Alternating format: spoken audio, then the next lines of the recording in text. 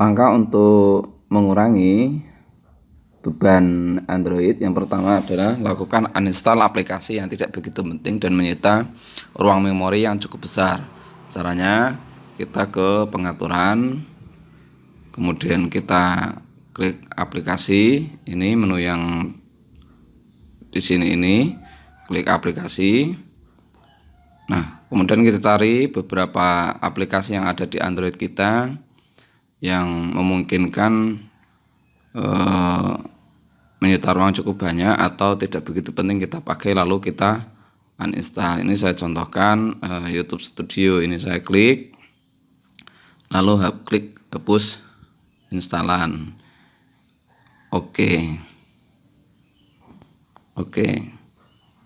Nah, atau ada aplikasi lain yang juga nggak begitu penting, dapat kita uninstall supaya dapat meringankan kerja Android kita. Kalau misalnya sudah, kita lanjutkan optimalisasi sistem, yaitu kita mengatur fitur lanjutan. Kita klik di sini, fitur lanjutan.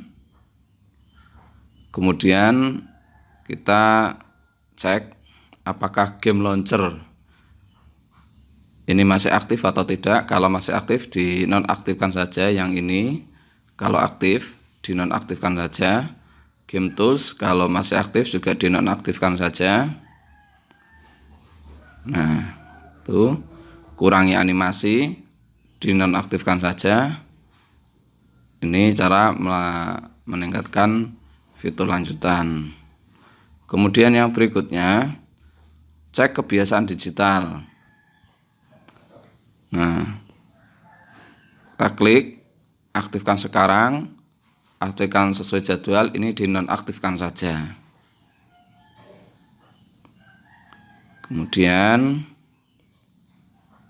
kita ke perawatan perangkat, ini klik perawatan perangkat. Sekali lagi ini tadi aplikasi, kemudian kebiasaan digital, sekarang klik perawatan perangkat. Nah, ini kita klik optimalkan sekarang. Jadi kondisi sekarang padahal saya rajin untuk melakukan perawatan perangkat ini 98% per 100. Kita masih bisa melakukan pengoptimalan. Nah, ini kita klik optimalkan.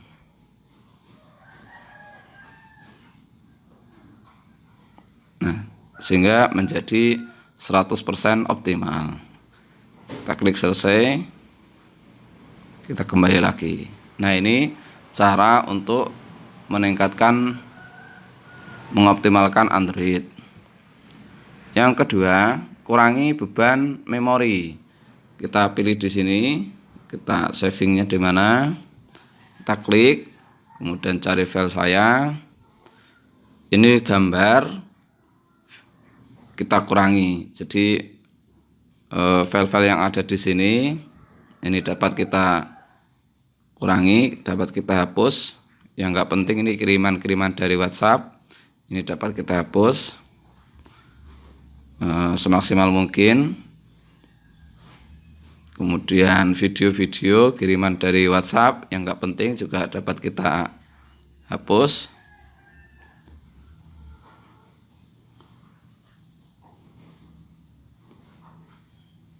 Kemudian dokumen ini kalau terlalu banyak juga membuat HP kita Android kita semakin lemot. Ini kan nggak penting-penting, ini kita hapus sih.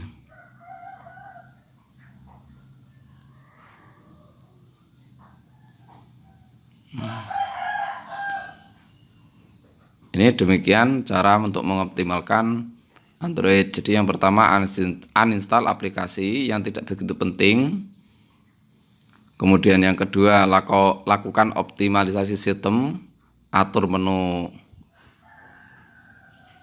fitur lanjutan, kebiasaan digital, perawatan perangkat. Kemudian kurangi beban memori, gambar, video maupun dokumen. Terima kasih, semoga bisa membantu. Oke, hari ini saya akan membuat laporan. Kita klik laporan,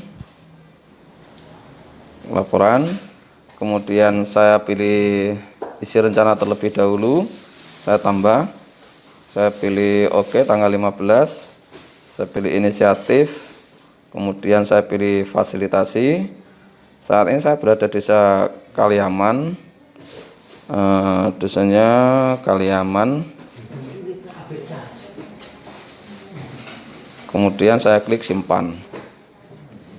Nah, tapi sebelumnya saya juga berencana untuk menghadiri acara tentang pelaksanaan isian indeks desa membangun di kantor OPD bersama, maka saya isi 2. Insidental, penugasan lainnya. Penugasan kementerian. Saya pilih saja di Jenggotan karena lokasinya di Jepara. Lalu saya pilih simpan karena menunya tidak ada di Kabupaten Jepara. Selanjutnya saya pilih fasilitasi Kaliaman karena hari ini saya setelah koordinasi dengan kawan-kawan saya harus ke Kaliaman, sementara untuk pengisian IDM digantikan oleh teman setim. Saya klik realisasikan. Nah, judulnya fasilitasi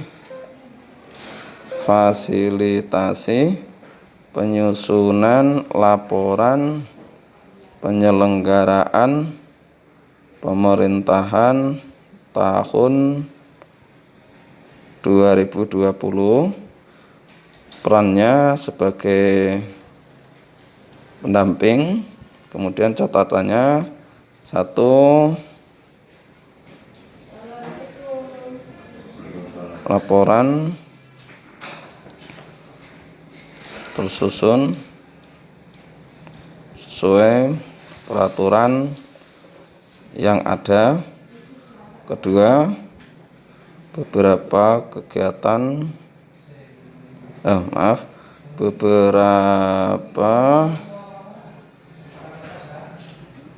konsideran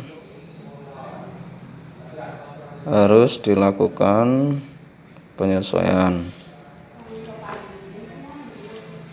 Dan kemudian saya pilih siapa saja yang hadir di sini, yaitu Pak Kepala Desa, kemudian Pak Perangkat.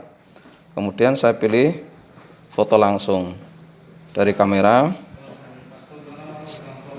Oke, bisa kamera biasa, bisa open kamera, saya pilih kamera biasa. Ini kalau misalnya otomatis, tapi syaratnya GPS-nya harus dihidupkan terlebih dahulu. Kalau GPS ini dinonaktifkan, maka kita nggak bisa ngambil foto. Nah, dari kamera. Nah, ini akan muncul notifikasi seperti ini. Kalau GPS-nya nonaktif, kita nggak bisa memasukkan.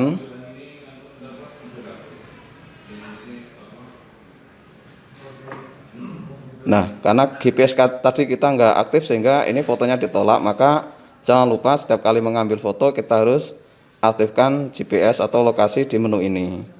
Kita coba lagi. Kita ambil foto, kita tambah, kita kamera, kita pilih kamera, kemudian kita ambil. Lalu kita pilih OK, lalu centang. Nah, apakah kita bisa menambahkan foto lebih dari 1? Kita coba, kita tambah foto dari kamera. Sekarang saya bersama Pak Inggi. Kamera bersama Pak Petinggi, kita ambil klik OK. Lalu kita pilih OK, lalu kita pilih centang. Setelah itu jumlah peserta kita isi, prianya 2, perempuannya 1, karena tadi lagi ke belakang yang 1, kita klik tambah. Kita klik simpan. Oke. Berarti hari ini tanggal 15 bulan Februari 2001 saya telah melakukan kegiatan pendampingan berupa fasilitasi penyusunan laporan penyelenggaraan pemerintahan tahun 2020. Kita klik kembali. Sementara untuk kegiatan yang tidak direalisasikan, kita pilih hapus daftar rencana. Kita klik OK. Lalu kita pilih realisasi, akan muncul kegiatan yang sudah kita entry. Ini cara pengisian normal. Selanjutnya, bagaimana kalau misalnya saat kita pendampingan listrik padam atau tidak ada jaringan internet, atau misalnya HP kita drop atau HP kita tertinggal, bisakah kita melakukan pengisian setelah kita pulang dari pendampingan? Lalu bagaimana fotonya? Apakah bisa di entry, apa bisa diterima aplikasi? Kita coba, kita anggap saja bahwa kita setelah menerima kiriman foto dari WhatsApp. Kita klik foto, kita dari library, kita anggap saja ini. Nah, ini foto tidak bergeotek sehingga tidak diterima oleh aplikasi. Solusinya bagi HP yang support, kita ke pengaturan, ke galeri, kita ke menu file, kita ke galeri, lalu kita klik foto, gambar, kita pilih WhatsApp. Nah, ini tadi foto ini tadi tidak bisa dimasukkan ke aplikasi karena tidak bergeotek. Untuk HP yang support, kita klik ubah, klik rincian, kemudian kita klik ubah, tambahkan lokasi. Nah, kita tambahkan lokasi di mana kita berada. Oke, ini kita perbesar.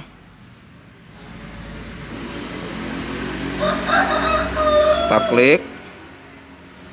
Oke, kita klik ada di Kecamatan Kembang. Kita pilih selesai, lalu kita tambah tag pendampingan Desa Kaliaman.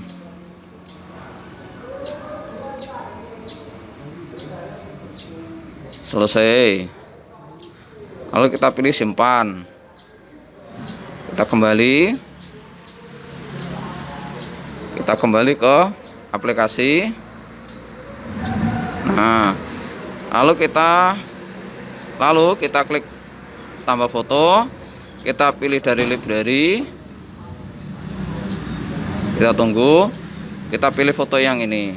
Nah, sebelumnya tadi foto ini tidak bisa, tapi HP yang support melakukan perubahan untuk gambar galeri yang dikirimkan beberapa waktu lalu, itu dapat kita lakukan. Selanjutnya kita pilih jumlah peserta 2, jumlah wanitanya misalnya 1. Setelah itu kita klik simpan. Ini untuk HP yang support. Lalu bagaimana misalnya HP kita ternyata itu tidak support? Masalah berikutnya yaitu tentang kamera yang tidak support untuk melakukan perubahan gambar di galeri atau melakukan tambahan geotek GPS pada gambar yang kita ambil beberapa waktu lalu, atau misalnya tadi pagi karena kendala listrik mati, internet aktif, atau Android kita lowbat dan sebagainya.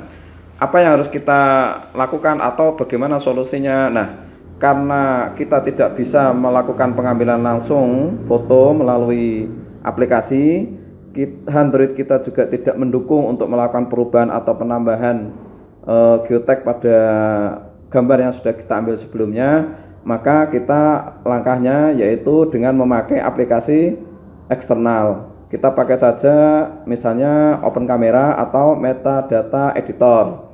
Nah, kita coba. Kita ke Play Store, kita klik. Selanjutnya kita cari aplikasi yang kita perlukan. Di sini saya sudah pernah mengetik Open Camera, lalu kita klik install.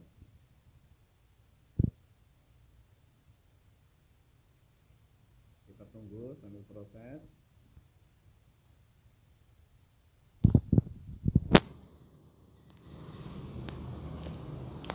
Sudah terinstall, lalu kita buka, kita klik izinkan, kita klik izinkan, kita klik izinkan. Lalu coba kita ambil foto. Klik. Sudah tersimpan. Selanjutnya kita kembali ke aplikasi. Ke aplikasi ini. Kita coba masukkan foto hasil pengambilan dari open camera. Coba kita klik, kita ambil dari library atau dari galeri. Ini foto yang baru saja kita ambil. Nah, bisa. Begitulah langkahnya. Aplikasi dapat menerima foto yang bergeotek atau ber-GPS yang diambil dari perangkat luar seperti open camera atau metadata editor. Sekali lagi, saya membuat tutorial ini bukan dalam rangka untuk melemahkan aplikasi atau berniat tidak baik, tapi justru ini bagaimana kawan-kawan mendapatkan solusi dari persoalan-persoalan yang ada. Karena saya berpikir bahwa aplikasi ini merupakan bentuk laporan cepat kita, laporan update kita setiap hari. Apakah rencana dapat dibuat lebih dari satu? Kita coba. Oke, insidental, penugasan lainnya, kita pilih kembang, kita pilih jenggotan, kita simpan. Kita bikin rencana lagi. Oke, kita pilih reguler, kita fasilitasi, musyawarah antar desa, kita pilih desa, isi desa. Lalu kita pilih simpan. Rencana bisa kita bikin 2. Nah, tapi hanya 1 saja yang kita realisasikan. Jadi rencana itu kita bisa bikin 2, 3, 4 dan seterusnya. Tapi kita tidak bisa melakukan realisasi semuanya. Kita hanya bisa membuat realisasi 1. Dan itu cukup 1 saja. Oke. Tombol ini untuk melakukan realisasi. Sedangkan tombol ini kita untuk membatalkan rencana. Kita hapus. Oke. Selanjutnya, apakah realisasi dapat dilakukan perubahan? Nah, kita cek bahwa realisasi sudah tidak dapat dilakukan perubahan. Tentu kita semuanya berharap kita dapat melakukan pendampingan secara maksimal dengan bantuan segala teknologi yang ada sehingga kita lebih cepat dalam melakukan pelaporan. Kemudian harapan saya di aplikasi ini dilengkapi dengan menu cetak ke file PDF maupun ke Excel sehingga nanti pada akhir bulan kita dapat melakukan pencetakan penyimpan file secara mandiri. Barangkali suatu saat diperlukan untuk suatu kepentingan. Terima kasih kawan-kawan yang sudah bersedia menyimak. Saya mohon maaf apabila ada kekeliruan, ada kesalahan, atau misalnya ada penyampaian yang kurang tepat. Saya manusia biasa, saya hanya berbagi pengalaman sebagai sesama pemberdayaan masyarakat. Kalau misalnya ada yang perlu dikoreksi, silakan dikoreksi. Jangan lupa klik subscribe, share apabila bermanfaat, dan bunyikan lonceng sekiranya nanti ada uploadan terbaru dari saya dalam rangka berbagi pengalaman.